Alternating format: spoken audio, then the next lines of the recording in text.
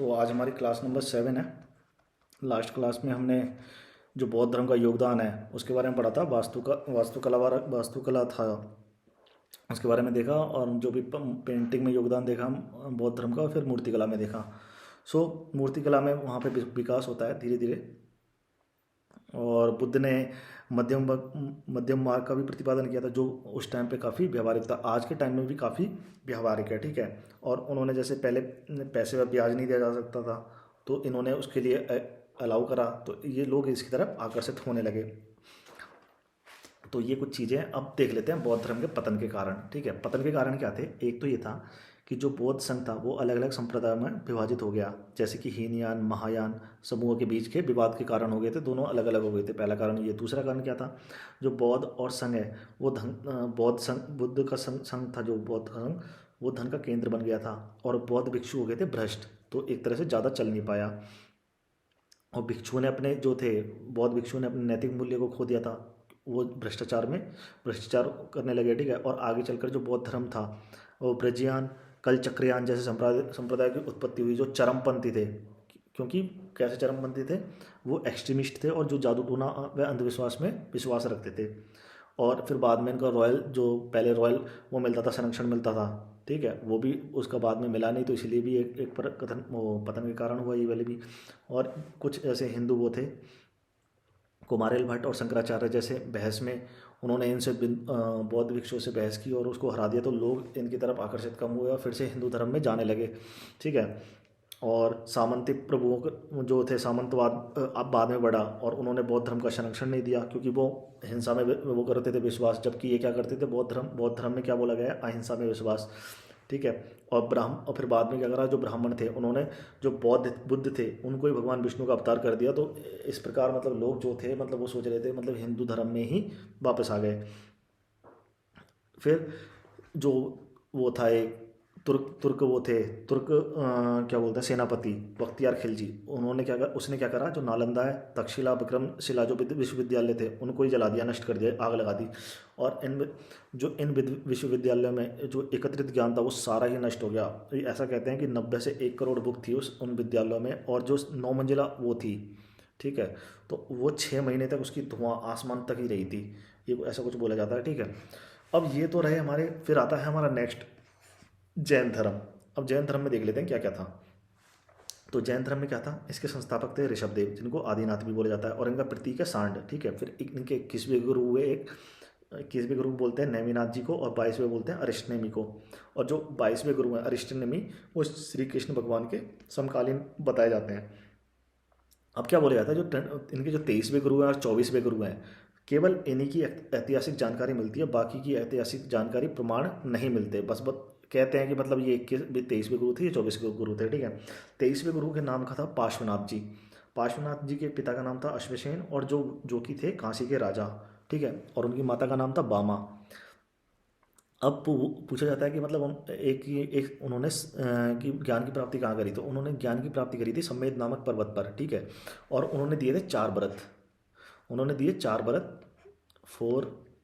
4 व्रत दिए थे, जिनको बोलते हैं सत्य, अहिंसा, आस्थे, अपरिग्रह, नॉन स्टीलिंग, नॉन पोजेशन। ठीक है। धन का संग्रहण नहीं करना। तो फिर इनके बारे में इतना ही है। फिर 24वें गुरु हो जाते हैं श्री महावीर जी।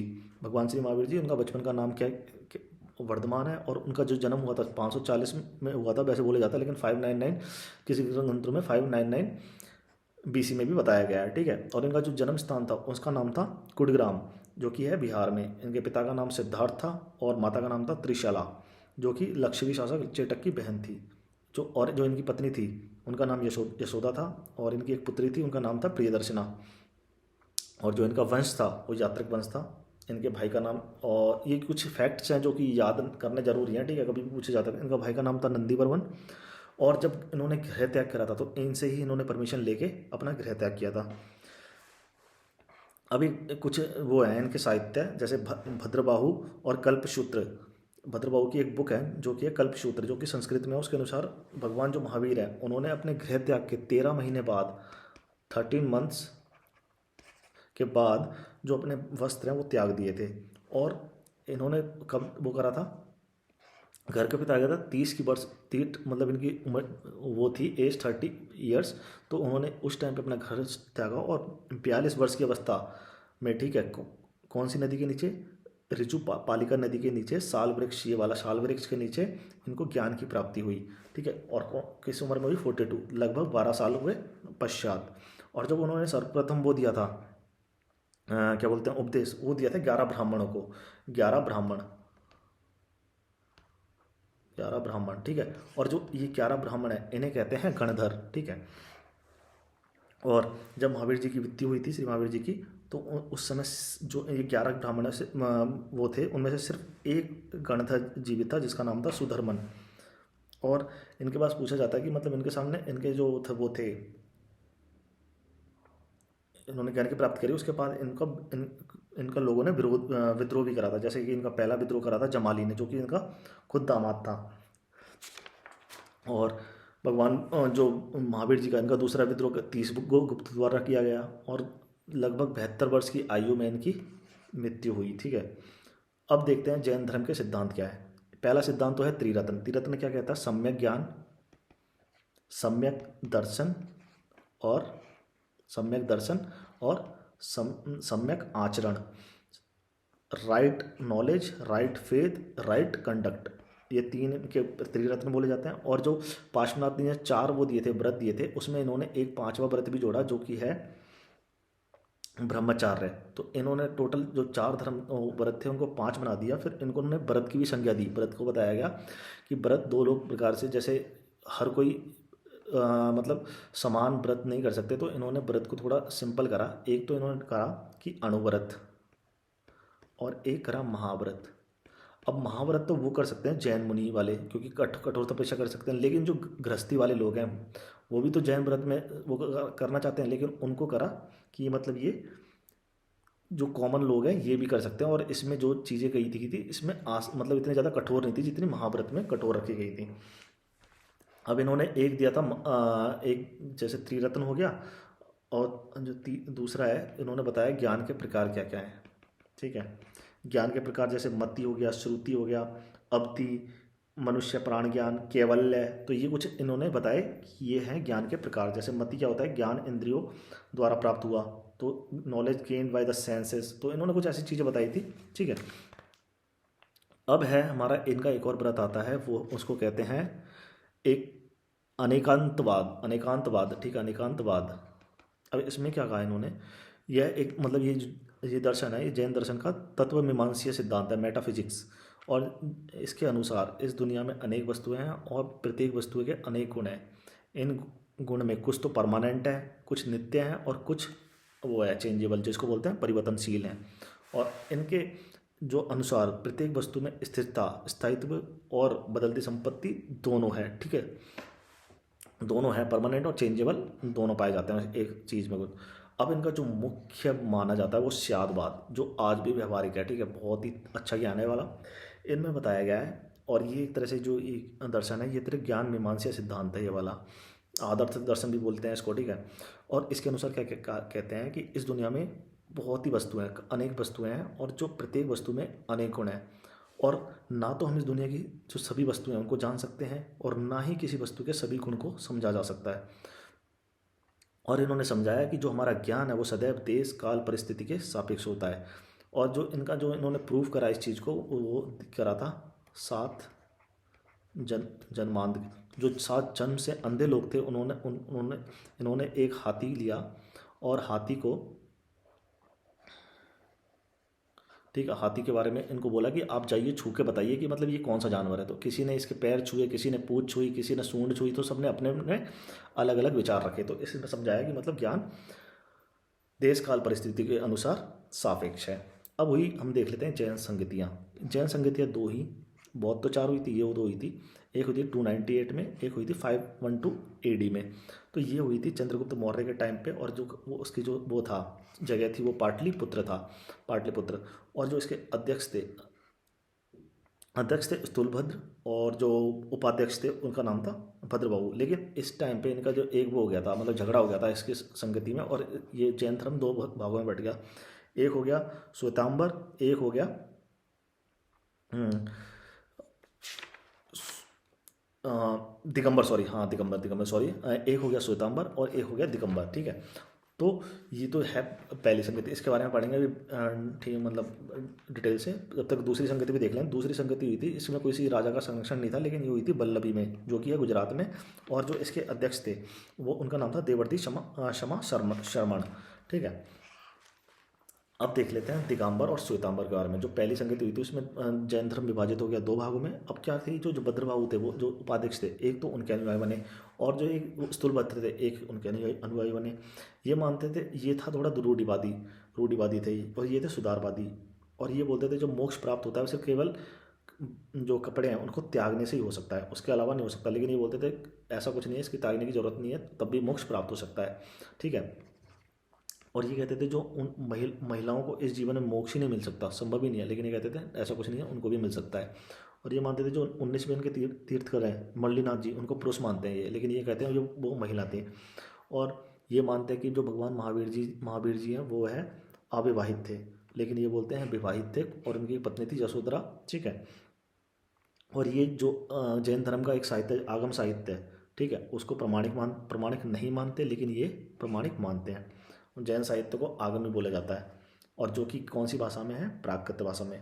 फिर दिगंबर और श्वेतांबर फिर से दो भागों में, तीन भागों में बटे। एक तो है 20पंथी, एक है 18पंथी, एक है 13पंथी। और जो श्वेतांबर है वो भी तीन भागों में बटा। वो जैसे पुजेरा, मंदिर मार्ग भी बोलते हैं, जैसे जो मंदिर बनाने में लग जाते हैं, स्थानकवासी जिनको ढंडिया भी बोलते हैं, और एक बोलते हैं 13पंथी। अब ये जो सेकंड संगति हुई थी जैन की, उसमें क्या हुआ था, इसमें जैन साहित्य लिखा गया था इसमें प्रॉपर, ठीक है। और जो उसको कहा जाता है आगम, और जो कि कौन सी भाषा में, प्राकृत। लेकिन जो बौद्ध धर्म है वो कौन सी भाषा में, पाली।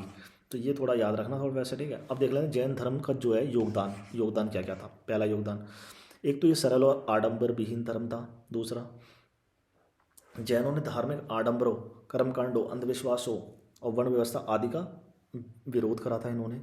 जैनों ने नैतिक मूल्यों पर अत्यधिक बल दिया था, जैसे कि सत्य, अहिंसा जैसे समाज में नैतिक उत्थान थे। और जैन धर्म ने शादवाद जैसे व्यवहारिक दर्शन दिया। और जैन धर्म के जो शिक्षा केंद्र किए उन्होंने उपासना कहा जाता है, ठीक है। इन्होंने शिक्षा केंद्र भी विकसित किए, जिससे शिक्षा का प्रचार प्रसार हुआ, जिसको कहते हैं जो केंद्र स्थापित करते हैं, उपासना बोलते हैं उसको, ठीक है। अब देखते हैं स्थापत्य कला में जैन धर्म का योगदान क्या क्या है, ठीक है।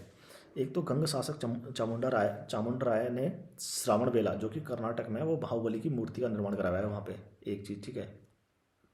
और रणकपुर हो गया, देलवाड़ा में हो गया, सुंदर मंदिरों का निर्माण करवाया गया मतलब जैन धर्म के समर्थकों ने। और जैसे मथुरा में अमरावती शैली में जैन धर्म से संबंधित मूर्तियों का निर्माण कराया गया। फिर हाँ, फिर जैसे बाग, एलोरा गुफाओं में जैन संबंधित चित्र भी मिलते हैं, तो उस टाइम उसका भी वो हुआ। और जैन धर्म में शिक्षा केंद्र विकसित हुए, पहले बता दिया, उपासना कहते हैं उसको, ठीक है। और जैन धर्मों ने आर्थिक सुधार करे, जिससे अर्थव्यवस्था भी विकसित हुई। अब ये कुछ चीज़ें हैं जैन धर्म और बौद्ध धर्म की हो चुकी हैं। अब देख लेते हैं हम दोनों में समानताएं क्या क्या थी। समानताएं तो ये थी, दोनों अनिश्वरवादी थे, दोनों ही नास्तिक थे, दोनों ही वेदों को स्वीकार नहीं करते थे, दोनों ही कर्मफल सिद्धांत व पुनर्जन्म को मानते थे, दोनों के संस्थापक थे वो क्षत्रिय थे, ठीक है। और दोनों ही जो धर्म है उनको राजकीय संरक्षण प्राप्त था, ये तो। और दोनों ही पाखंड, कर्मकांड, अंधविश्वास का विरोध करते थे, वर्ण व्यवस्था का दोनों विरोध करते थे, ठीक है। और दोनों अपने ही संघ में महिलाओं की अनुमति दे दी थी। बौद्ध धर्म ने दी, बाद में दी, लेकिन दे दी थी, ठीक है। जैसे अब इन दोनों में हम मोटा मोटी देख रहे हैं, दोनों में ये कुछ समानताएं थी। अब देखते हैं असमानताएं क्या थी, ये जरूरी है, इंपॉर्टेंट है, बौद्ध धर्म और जैन धर्म। पहले तो क्या है, ये मध्यम मार्ग का इन्होंने सिद्धांत दिया, मतलब कोई भी व्यक्ति आराम से अपने मध्यम मार्ग चुने और वो आसानी से मोक्ष प्राप्त कर सकता है। लेकिन जो ये थे, इन्होंने कठोरवाद, अतिवाद में विश्वास करते थे कि मतलब विदाउट इसके आपको मोक्ष प्राप्त नहीं हो सकता। तो इन्होंने दूसरा दिया, जैसे ये अस्थायी आत्मा में विश्वास करते थे, और ये नित्यवासमा आत्मा में विश्वास करते थे। ये क्या करते थे, जाति व्यवस्था में विश्वास नहीं करते थे, लेकिन ये इंपॉर्टेंट है, जाति व्यवस्था में विश्वास करते थे। और बौद्ध भिक्षु है, उनकी भाषा क्या थी, पाली, और इनकी क्या थी, प्राकृत भाषा। और इनका जो विस्तार है वो पूरे विश्व में हुआ था, लेकिन इनका ऐसा नहीं हुआ, पूरे विश्व में तो हुआ नहीं इनका। और ये जो वो है, स्थायी गुणों में विश्वास रखते हैं, परमानेंट जो भी है, ठीक है, उनमें विश्वास करते हैं, लेकिन ये दोनों में ही मानते हैं, नित्य अनित्यवाद दोनों में विश्वास रखते हैं ये वाले, ठीक है, जैन धर्म वाले।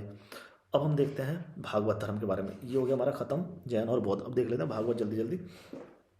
तो इसकी स्थापना करी थी भगवान वासुदेव श्री कृष्ण द्वारा, और इसे वैष्णव धर्म भी कहते हैं भागवत धर्म को।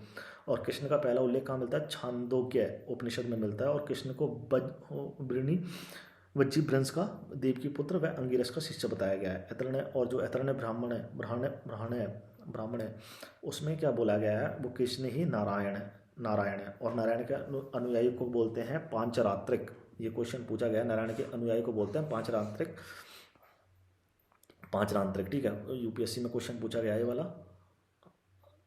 ठीक है, हाँ पांचरात्रिक। ठीक है, तो अब ये कुछ चीज़ें हैं। अब पांचरात्र धर्म इनका पांचरात्र है। और इसमें पांचरात्र में कौन कौन आते हैं? श्री कृष्ण आते हैं, लक्ष्मी जी आते हैं, संकर्षण, प्रद्युम्न, अनिरुद्ध। अब जो पांचरात्र प्रमुख हैं, ठीक है, उनमें तो ये लोग आते हैं। और जो इनका जो क्या बोलते हैं, आठवां जो अवतार बताया गया है इसमें भागवत धर्म में, इनको बताया गया बलराम को। नौवां अवतार कौन है? बुद्ध को बताया गया। और 10वां अवतार कल के होंगे जो भविष्य में आएंगे, कलयुग आ जाएगा तब। ठीक है, कलयुग आ जाएगा, कलयुग की मतलब ख़त्म करने कल की भगवान आएंगे, फिर दोबारा सतयुग स्टार्ट होगा। तो ऐसा बताया गया इसमें। और जो एक ये बोला जाता है कि भागवत धर्म का दक्षिण भारत में क्या कहते हैं? वो आलवार कहते हैं। नयनार को तो शिव के समर्थकों को कहते हैं, शैव धर्म के समर्थकों को नयनकार कहते हैं। अब देख लेते हैं शैव धर्म। अब शैव धर्म का जो विकास है वो शुंग और सातवाहन वंश के समय हुआ। एक है रेणिगुंटा जो कि मद्रास में, वहाँ से गुड़ी मल्लन लिंग प्राप्त हुआ है, जो कि सबसे प्राचीनतम मूर्ति है शिव की। और ऋग्वेद में जो रुद्र है उन्हीं को शिव का उल्लेख मतलब शिव कहा गया है। ठीक है, और मत्स्य पुराण में शिव के जो 8 रूप के उल्लेख हैं, 4 तो हैं लिबरल और 4 है रौद्र रूप। ठीक है, कुछ कुछ। अब जो 8 वो हैं उन एक तो हैं पाशुपतनाथ संप्रदाय, जिनके जो संस्थापक थे लकुलिस थे। ठीक है, कापालिक संप्रदाय, ये भैरव की पूजा करते हैं, अतिवाद हैं। ये कालामुख संप्रदाय, ये भी अतिवाद होते हैं तीसरे। चौथा जो कश्मीरी शैव हैं, ये वसुगुप्त थे इनके संस्थापक। ठीक है, वसुगुप्त। और जो ये है दार्शनिक और ज्ञान मार्गी होते हैं, ये बहुत मोस्ट लिबरल होते हैं ये वाले कश्मीरी शैव। 5वां हो गया नाथ पंथ, इनके जो संस्थापक है मछेंद्र नाथ भी कहते हैं इनको। और जो उनके शिष्य रहे उनको गोरखनाथ जी थे उनके एक शिष्य। एक है लिंगानायत, इनका विस्तार कहाँ पे? कर्नाटक में। और इसके संस्थापक है ऋषि अल्लभ और बसव। ठीक है, वासव राजा। अब देखते हैं शाक्त धर्म, जो देवी की पूजा, देवी की शक्ति के रूप में पूजते हैं, इनको शाक्त धर्म बोला जाता है। और शक्ति का प्रमुख मंदिर कहाँ है? कामाख्या, जो कि है आसाम में। और कश्मीर में देवी को सौम्य रूप शारदा देवी को पूजा जाता है। ठीक है, और वो शारदा देवी सौम्य रूप में कहाँ पूजा जाती है? वैष्णो देवी के नाम से प्रसिद्ध है। अब देखते हैं आजीविक संप्रदाय। आजीविक संप्रदाय के जो संस्थापक है वो मखलीपुत्र गोशाल हैं। और ये भगवान महावीर जी के समकालीन थे उस टाइम पे। ये वाले जब वो करी थी ना, इन्होंने तपस्या करी थी, उस टाइम पे इनके ये साथ थे। और ये मानते हैं भाग्यवादी होते हैं ये। ठीक है, भाग्य में विश्वास करते हैं। और मौर्य जो शासक थे बिंदुसार, आगे बढ़ेंगे, वो कौन से अनुयायी थे? इसी संप्रदाय के अनुयायी थे, आजीविक संप्रदाय के। और ये मानते हैं, पुनर्जन्म को मानते हैं ये। ठीक है, और ये रखते हैं, ये एक डंडे में भी बोलते हैं इनको। एक डंडे क्यों बोलते हैं? ये हाथ में सिर्फ एक डंडा रखते हैं ये वाला। और एक हस्ता लेखन भी बोलते हैं इनको। क्यों? क्योंकि हाथ में लेकर ये खाना खाते हैं, इसलिए हस्तलेखन भी बोलते हैं। फिर आता है संदेहवादी। संदेहवादी कौन होते हैं? संदेहवादी होते हैं, उनके संस्थापक थे संजय वेलपुत बेसिकली। और संदेह करते हैं ये सब चीज़ों में। तो ये कुछ चीज़ें। अब यहाँ तक हमारी हुई ख़त्म क्लास। अब हमारा स्टार्ट होता है मौर्य वंश। मौर्य वंश, ठीक है। अब मौर्य वंश की जो उत्पत्ति है उसके लिए विभिन्न विभिन्न मत बताए गए हैं, मतलब लोगों द्वारा अलग अलग के अनुसार कहे गए हैं। जैसे जो बौद्ध धर्म है और जैन धर्म है वो मानते हैं कि जो मौर्य थे वो क्षत्रिय थे। ठीक है, बौद्ध और जैन। और जो ब्राह्मण है साहित्य, उसको ये मानते थे शूद्र, अपने से ऊपर मानेंगे नहीं, शूद्र ही मानेंगे ब्राह्मण जो थे साहित्य के अनुसार। और एक विशाखादत्त की मुद्रा राक्षस है, उसके अनुसार क्या थे ये थे वृषण, निम्न वर्गीय जो कि कहते हैं। और एक रोमिला थापर रही हैं, उनके अनुसार ये थे वैश्य। और जो इन सब में जो सर्वाधिक मान्य है वो यही है कि वो ये एक तरह से क्षत्रिय वो थे। ठीक है, अब इसमें जो पहले वो थे मुख्य, वो थे चंद्रगुप्त मौर्य, जिन्होंने धनानंद की हत्या कर ली थी नंदवंश में। और फिर बनाया गया इनको चंद्रगुप्त मौर्य, कौटिल्य की सहायता से चंद्रगुप्त मौर्य बने। मौर्य वंश के संस्थापक, ठीक है। 298 इनका जो हुआ है टेन्योर, तो चंद्रगुप्त मौर्य। अब इनकी हिस्ट्री क्या थी कि मतलब ये एक तो चाणक्य थे, इन्होंने 1000 चांदी के सिक्के में इनको खरीदा था और इनको शिक्षा दिलाई थी तक्षशिला में। और एक कुछ यूनानी इतिहासकारों ने इनको ही पता क्या बोला है, सेंड्रोकोटस बोला है, एंड्रोकोटस को भी उल्लेखित किया गया है ग्रीक हिस्टोरियन ने। कालांतर ने मतलब बाद में क्या हुआ था, विलियम जोन्स है, उन्होंने बताया जो चंद्रगुप्त मौर्य हैं वो ही सेंड्रोकोटस हैं, ठीक है। पहले तो जो यूनानी इतिहासकार है वो सेंट्रोकोटस और एंट्रोकोटस अलग अलग बताते, लेकिन उन्होंने क्या कहा जो सेंट्रोकोटस है वो ही चंद्रगुप्त मौर्य है बाद में, ठीक है। और ग्रीक इतिहासकार एक जस्टिन रहे हैं, उनके अनुसार क्या बोलते थे कि मतलब जो चंद्रगुप्त मौर्य की सेना थी वो एक लुटेरी सेना थी, लूट ले लेती थी सबको। और 305 एटलीस्ट आई थिंक, हाँ 305 BC में चंद्रगुप्त मौर्य ने अपने एक सेल्यूकस निकेटर को हराया था। और सेल्यूकस निकेटर जो तो वहाँ था क्या बोलते हैं ग्रीक वो वाला, उसने आत्मसमर्पण कर दिया था चंद्रगुप्त मौर्य ने। फिर ठीक है, और फिर जो निकेटर था उन्होंने कुछ क्षेत्र दिए चंद्रगुप्त मौर्य को। एक तो दिया एरिया, एक एराकोसिया,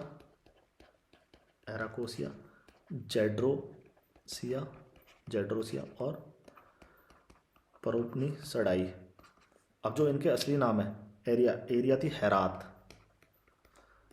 और एराकोसिया थी कंधार, जेड्रोसिया थी बलूचिस्तान, और ये थे परोपनी सड़ाई जो कि थे काबुल, ठीक है। और जो इसको हराया फिर सेल्यूकस निकेटर ने अपनी जो बेटी थी हेलेना, उनका विवाह चंद्रगुप्त मौर्य से कराया।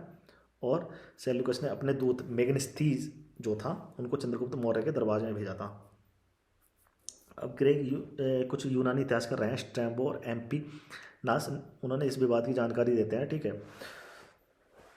और वो बताते हैं कि मतलब चंद्रगुप्त मौर्य ने जो सेल्यूकस निकेटर था, ठीक है, उसको 500 हाथी वो करे थे, गिफ्ट करे थे, ठीक है, 500 हाथी गिफ्ट करे थे। और 298 BC में क्या हुआ, चंद्रगुप्त क्या हुआ, भद्रवाहु के साथ चंद्रगिरी पहाड़ी पर गया और वहाँ पे गोला नाम की वो है पहाड़ी, उसका नाम कर्नाटक में, ठीक है, चंद्रगिरी पहाड़ी है जो कि गोला कर्नाटक में है। वहाँ जाकर सन लेना, जब तक प्राणी की मृत्यु नहीं हो जाती तब तक व्रत करना, तो उन्होंने वो करा और अपने प्राण त्याग दिए। फिर इसके बाद पिक्चर में आए नेक्स्ट जो कि हैं बिंदुसार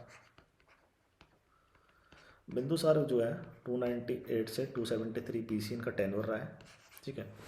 और यूनानी इतिहासकार है इनको बताया अमित्र घात जो कि होता है स्लेयर ऑफ एनिमीज, ठीक है। और जैन साहित्य में इसे सिंहासेन भी कहा है, सिंहासेन, जैन साहित्य में सिंहासेन, ठीक है। और तिब्बत के जो इतिहासकार हैं उनके अनुसार तिब्बत के एक इतिहासकार है तारानाथ, उनके अनुसार ये एक महान शासक थे और इन्होंने दक्षिण भारत पर आक्रमण करा था और वह जीत लिया था। और मैंने पहले ही बताया था जो बिंदुसार है वो कौन से संप्रदाय के अनुयायी थे, वो आजीवक भाग्य में विश्वास करते थे, आजीवक संप्रदाय, ठीक है। और इनके काल में जो तक्षशिला थी उन पर 2 बार विद्रोह हुआ था। पहला विद्रोह का दमन करने को उन्होंने भेजा अशोक को, दूसरे जो दमन था उसका जो विद्रोह को दबाने के लिए भेजा सुसीम को। और इनके काल में ही नेपाल में एक जनजाति है, नेपाल की एक जनजाति थी खस जनजाति, उसका विद्रोह भी अशोक द्वारा दबा दिया गया था। फिर एक यूनानी इतिहासकार रहे एथेनियस, उनके अनुसार यूनान के शासक से इन्होंने 3 चीज़ें मंगवाई थी, 3 चीज़ें। एक तो मंगवाई थी मीठी शराब, एक मंगवाई थी सूखे मेवे जिनको अंजीर कहते हैं, और एक दार्शनिक। और यूनानी जो शासक थे उन्होंने मीठी शराब तो भेज दी, स्वीट वाइन भेज दी, सूखे मेवे ड्राई फ्रूट्स भी भेज दिए, लेकिन जो था सोफिस्ट फिलोसफर वहाँ वो उन्होंने भेजा नहीं उनको, बस ये 2 चीज़ें भेजी थी। पूछा जाता है उस क्वेश्चन में कि क्या है। फिर आता है इनका बेटा था अशोक, ठीक है। जो अशोक का टेन्योर है 272 से 232 तक। बिंदुसार का क्या 298 से 273, फिर उसके बाद ये वाला, ठीक है, ये वाला, हाँ। अब ये बौद्ध साहित्य है उनके अनुसार अशोक ने अपने जो 99 भाई थे उनको हत्या करी, फिर बाद में राजगद्दी हासिल करी। और इस चक्कर में इनका जो वो था 4 वर्ष तक उत्तराधिकार संघर्ष चला और इनका जो राज्याभिषेक था वो कब हुआ था? 269 में, 4 साल बाद हुआ था राज्याभिषेक। और जो इसका मुख्य प्रतिद्वंदी था वो था सुसीम। ठीक है। अब जो ये अशोक की माता का नाम क्या था? माता माता था भीमा, भीमा भी कहते थे। और ये पूछा जाता है कि राजा अशोक मतलब राजा बनने से पहले अशोक क्या थे? तो राजा बनने से पहले अशोक जो अवंती थे, अवंती उसके गवर्नर थे। ठीक है। और अशोक ने करी 4 शादियाँ बेसिकली, धर्मपत्नियाँ थी उनकी 4। एक का नाम था देवी, एक का नाम था कारुवक्की, एक का नाम था पद्मावती, और एक का नाम था तिष्या रक्षा। तिष्या रक्षा, तिष्या रक्षा। ठीक है। अब जो देवी थी उनकी कुछ उनके जो इनके पुत्र थे अशोक और देवी के, उनका नाम था महेंद्र, और जो पुत्री थी वो संघमित्रा। और इन्होंने जो वो था धर्म, बौद्ध धर्म, वो श्रीलंका में फैलाया था इन्होंने अपने वंश निकाला। जो कारुवक्की थी उनका पुत्र का नाम था तीवर। और ये जानकारी क्या मिलती है? रानी के अभिलेख के इन दोनों की जानकारी मिलती है। एक थी पद्मावती, इनका एक पुत्र था वो कुणाल। ठीक है। और जो तिक्ष रक्षा थी, इसने मतलब गलत फ़ायदा उठाकर, मतलब ये उसका फरमान का, अशोक के फरमान का, इन्होंने तो कुणाल की आंखें फुड़वाती थी। कुणाल की आंखें बहुत ही अच्छी, मतलब वो थी, सुंदर थी। तो ये एक तरह से इससे वो जलती थी। फिर बाद में अशोक को पता चला कि इसने अपने जलन के कारण इसकी आंखें फुड़वाई हैं, तो अशोक ने तिक्ष रक्षा को जिंदा जलवा दिया। तो कुछ कहानी है बस, इतना ही, ज़्यादा कुछ नहीं है इसके बारे में। ठीक है। फिर कुछ बोल, जैसे अशोक ने जो था, उन्होंने अपने शासनकाल जब हो गया था स्टार्ट, उसके 8वें वर्ष में कलिंग पर आक्रमण कर दिया था। कलिंग कहाँ? उड़ीसा में। कलिंग पर आक्रमण कर दिया। और जो कलिंग की राजधानी थी वो थी तोसली। और एक खारवेल की जो हाथीगुम्फा अभिलेख है उसके अनुसार जो कलिंग का राजा राजा था उस टाइम पर, उसका नाम था नंदराज। और इस युद्ध हुआ, कलिंग का युद्ध हुआ, इसमें लगभग 1 लाख लोग मारे गए, जबकि 1.5 लाख लोग घायल हुए। अब ये पूछा जाता है कि मतलब मरे तो कम लेकिन घायल ज़्यादा हुए, क्यों? क्योंकि उस टाइम अशोक ही मतलब इतना ज़्यादा वो हो गया था कि मतलब लोग बिल्कुल ही मतलब खिलाफ हो गए थे नंदराज के, मतलब इतने सपोर्ट में आ गए थे कि मतलब या तो मरेंगे या मतलब मारेंगे, बस ये चाहते थे। अशोक ने फिर उनको बहुत लोगों को बांध दिया, मतलब वहाँ से ऐसे वैसे जैसे। तो इस प्रकार ये कुछ हुआ। और इस युद्ध के पश्चात मतलब अशोक इतना ज़्यादा तंग आ चुका था, मतलब कि इतना खून खराबा देख के इतना परेशान हो चुका था, तो उसने युद्ध नीति, जो कि युद्ध नीति है, जिसको युद्ध घोष की नीति थी इसकी पहले, तो उसके स्थान पर धम्म नीति और धम्म घोष को अपनाया। ठीक है। मतलब एक तरह से बौद्ध धर्म को प्रति आकर्षक रहा था ये वाला। अब अशोक का धर्म पूछा जाता है, अशोक का धर्म क्या था? अशोक का धर्म। ठीक है। अब इसमें क्या है, कल्याण की जो तरंगणी है, ठीक है, उसके अनुसार अशोक था, जो अशोक पहले क्या था, भगवान शिव का भक्त था। और अशोक ने ही श्रीनगर जो शहर है वो बसाया, जो कि झेलम नदी पर है। लेकिन इस वर्तमान में इसका कोई साक्ष्य नहीं है इस मंदिर का। ठीक है। शिव मंदिर का निर्माण भी करवाया था वहाँ पे, लेकिन इसका कोई वो नहीं है। और जो अशोक ने अपने नेपाल में ललित पाटन एवं उसकी पुत्री चारुमती ने देवी पाटन शहर बसाया था वहाँ पे। और दीपवंश एवं महावंश के अनुसार ये कौन सा सिंगली साहित्य है, दीपवंश महावंश। ठीक है, ये सिंगली साहित्य है। और इसके अनुसार जो सुसीम था उसके पुत्र निग्रोध ने अशोक को बौद्ध धर्म की शिक्षा दी थी। अशोक फिर अशोक मोगलीपुत्र 30 के कारण वो बौद्ध धर्म से प्रभावित हुआ, कुछ चीज़ें ये बोली जाती है। और दिव्यवदान नामक चीनी चात्री हिवनसांग के अनुसार जो उपगुप्त है उसने अशोक को बौद्ध धर्म की शिक्षा दी। ये 3 मत हैं वैसे, कैसे कैसे शिक्षा प्रदान करी। एक मत तो ये कि दीपवंश और जो महावंश है उसमें जो सुसीम का पुत्र निग्रोध है उसने बौद्ध धर्म को शिक्षा दी थी। दूसरा जो मोगलीपुत्र 30 था उसने प्रभावित हुआ था, अशोक तब बौद्ध धर्म अपनाया था। और तीसरा कि मतलब दिव्यवदान पुस्तक और चीनी यात्री होनसांग के अनुसार जो उपगुप्त है उसके अनुसार बौद्ध धर्म को दीक्षा दी थी इसकी। अशोक ने अपने 9वें वर्ष में तो वो करा था, क्या बोलते हैं, 8वें वर्ष में तो आक्रमण कर दिया था कलिंग पे। जो और फिर 10वां वर्ष हुआ शासनकाल का, जो 10वां वर्ष था वो वहाँ गया, बोध गया। और अपने 20वें वर्ष में कहाँ करी थी, लुम्बिनी की यात्रा करी थी, बोध गया और लुम्बिनी। ठीक है। और ये जो जानकारी भाभू अभिलेख से अशोक के बौद्ध होने की जानकारी मिलती है कि मतलब बौद्ध थे कि नहीं थे, कौन थे। एक भाभू अभिलेख है जो कि मिला है बैराट से। पैराट अभिलेख भी बोलते हैं उसको, अलवर से मिला है, ठीक है। भाब्रू अभिलेख जो बौद्ध धर्म होने की जानकारी देता है। अब बोला जाता है अशोक का धर्म क्या था।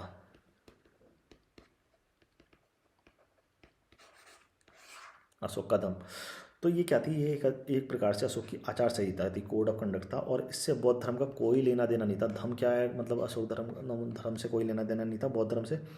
और इस पर थोड़ा बहुत बुद्ध का प्रभाव था, मतलब इतना नहीं था, मतलब एक्सट्रीम नहीं था, मतलब थोड़ा बहुत तो बुद्ध का प्रभाव था, लेकिन इतना नहीं था। द्वितीय जो बृहत स्तंभ लेख है,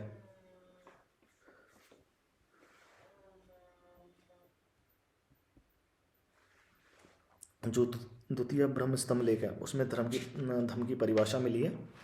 और धम्म में क्या लिखा हुआ है, धम्म में इसमें माता पिता की सेवा, अतिथि का सत्कार, सबका कल्याण जैसी शिक्षाएं हैं। और अशोक ने धम्म यात्राओं का आयोजन करवाया, प्रचार प्रचार के लिए यात्राएं की, और इसमें स्वर्ग की झांकियाँ निकली जाती हैं, ठीक है। और जो अशोक था वो अपने शासन के 13वें वर्ष में धम्म महामत की नियुक्ति करता है, ठीक है। और महामात्य था, वो लोगों के दान देने के लिए प्रोत्साहित करता था कि मतलब हाँ भाई दान दो उसके लिए, ठीक है। और धम्म महामत्य मृत्यु की सजा प्राप्त व्यक्ति के परिवार को प्रति सहानुभूति वो करता था, प्रदर्शित, मतलब कोई मृत्यु को वो करती उसको तो सद्भावना देता था एक प्रकार से। अब कुछ चीज़ें हैं जो इम्पोर्टेंट हैं, जैसे कि अशोक ने धर्म के प्रचार प्रसार के लिए कुछ अभिलेख लिखवाए, ठीक है। एक तो होता है शिलालेख, एक स्तंभ लेख,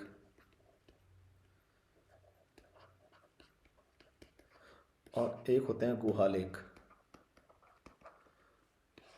शिलालेख वो होते हैं जो कि ये भी दो प्रकार के हैं, बृहत और लघु। और स्तंभ लेख हैं वो बृहत हैं और लघु। और गुहा लेख वो है केव एडिक्ट, इसको केव एडिक्ट भी बोलते हैं। या रॉक एडिक्ट शिलालेख, पिलर्स एडिक्ट जो पिलर्स पे बनाए गए हैं, रॉक पे बनाए गए हैं, और जो केव में बनाए गए हैं उनको केव एडिक्ट जो कि गुहा अभिलेख। अब क्या है, अशोक के जो लेख हैं, पहला पढ़ते हैं हम बृहत शिलालेख। अब इनकी संख्या है 14, ठीक है। 14 तो पॉइंट्स लिखे हुए हैं, और ये टोटल है 8 जगह से प्राप्त हुए हैं, और इसमें है 14 पॉइंट्स। ये कुछ चीज़ें हैं, 8 पत्थर हैं, और हर पत्थर पे 14 पॉइंट लिखे हैं, ठीक है। जो 8 पत्थर हैं वो इस प्रकार है। एक तो मिला है शहबाजगढ़ी जो कि है पेशावर पाकिस्तान में, शहबाजगढ़ी।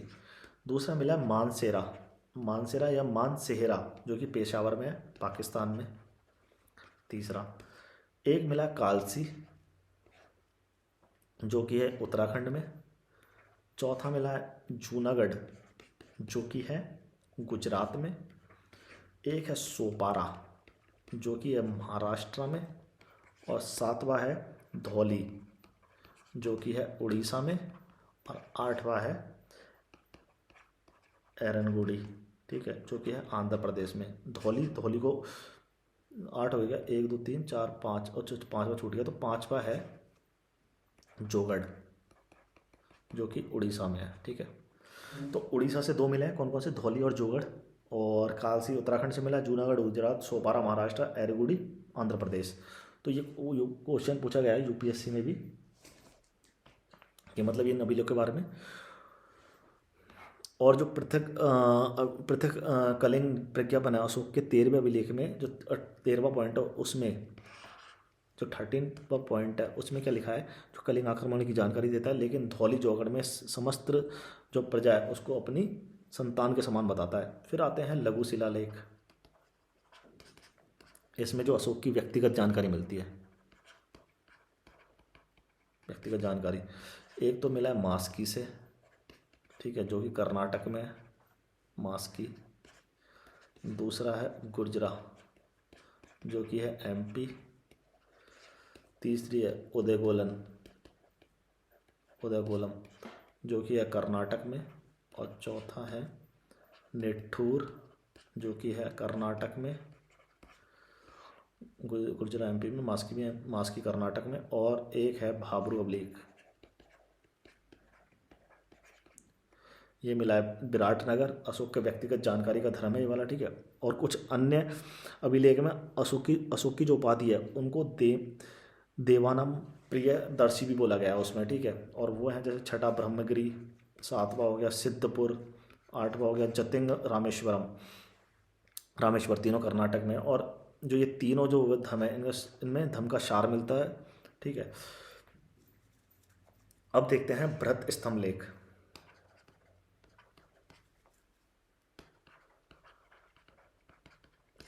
अब बृहत स्तंभ लेख में ये मिले हैं, ठीक है, 6 जगह से, जिनमें ईच में 7 पॉइंट है।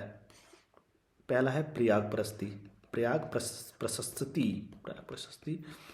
और इसका मूल जो वहाँ रूप था वो कौसंबी में था, और अकबर ने इसे प्रयाग में स्थापित करवा दिया, और इसे इलाहाबाद अभिलेख भी कहा जाता है, ठीक है। अब ये हो गया प्रयाग प्रशस्ति। एक है टोपारा जो कि दिल्ली में है। ये पहले टोपारा जो कि हरियाणा में था वहाँ स्थित था, लेकिन जो फिरोज तुगलक था इसे दिल्ली में स्थापित करवा दिया इसको। और इस पर पूरे 7 अभिलेख मिलते हैं, 7 पॉइंट्स मिलते हैं टोटल के टोटल, ठीक है। 7 पॉइंट्स, 6 पिलर्स हैं, 7 पॉइंट्स हैं, ठीक है। अब तीसरा जो है, एक है मेरठ दिल्ली अभिलेख। ये मेरठ में था, फिरोज ने इसे दिल्ली स्थापित करा दिया। लोरिया अरजान जो कि बिहार में है, लोरिया नंदनगढ़ बिहार में, रामपुरवा बिहार में। तो कुछ ये 6 टोटल पिलर्स मिले हैं, ठीक है। अब देखते हैं लघु स्तंभ लेख। इसमें जो अशोक की जो राजनीतिक घोषणा है वो मिलती है, जैसे रुम्मनदई अभिलेख। इसमें मौर्य काल की रुम्मनदई अभिलेख। रुम्मनदई अभिलेख में क्या मिलता है, इसमें मौर्य काल की आर्थिक नीति या राजस्व नीति की जानकारी मिलती है। उसमें क्या कैसे पता चलता है, जो भू राजस्व था 1/6 से घटाकर 1/8 कर दिया था, मतलब कम कर दिया था। और एक है सारनाथ अभिलेख, एक है सांची अभिलेख। इसमें सारनाथ व सांची अभिलेख में अशोक बौद्ध धर्म में फूट डालने वालों को चेतावनी देता है, और कहता है जेल रहने लायक स्थान नहीं है, वह कैदी श्वेत वस्त्र धारण करते हैं वहाँ पे। तो ऐसे मतलब उनको चेतावनी देता है। ये कौन कौन से हैं, एक तो है सारनाथ अभिलेख, एक सांची अभिलेख, ठीक है। और तो हाँ, अब ठीक है, ये वाला हो गया। अब अब आते हैं गुहा लेख में, केव एडिक्ट में गुहा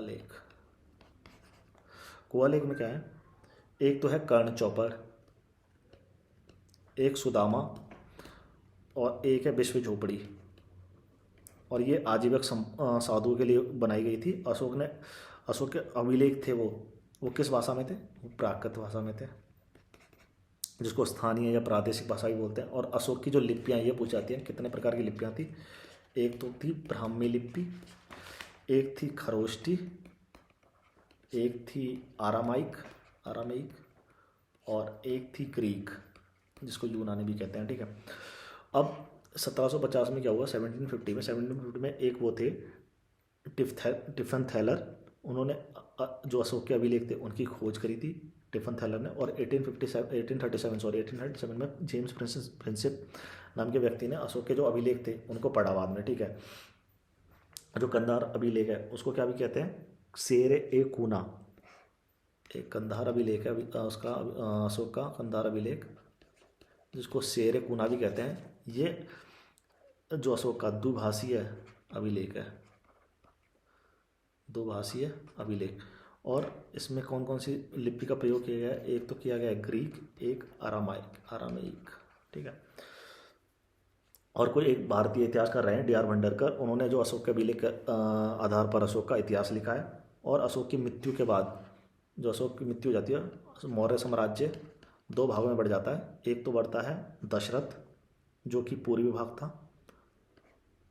भाग में दशरथ, और एक है संप्रीति में पश्चिम भाग में, यहाँ संप्रीति इधर की साइड, जैसे ये सीमा, और ये मान लो दशरथ जो अभी आजीवक संत के अनुयायी बन गए, और जो संप्रीति है वो जैन धर्म के अनुयायी बन गए। और लास्ट जो मौर्य शासक बना वो था बृहदत्त। और बाण भट्ट की पुस्तक है जो हर्षचरित, ठीक है, उसके जो सेना नायक था ब्रह्मदत्त का, जो कि पुष्यमित्र शुंग था, उसकी हत्या कर दी बृहदत्त की। और फिर बाद में स्टार्टिंग करी शुंग वंश की स्थापना करी वहाँ पे। तो फिर नेक्स्ट क्लास में हम पढ़ेंगे, आज के लिए इतना ही, और नेक्स्ट क्लास में पढ़ेंगे जो मौर्यकालीन कला वाला हुई थी उसके बारे में पढ़ेंगे, फिर देखते हैं बाकी। तब तक के लिए थैंक यू।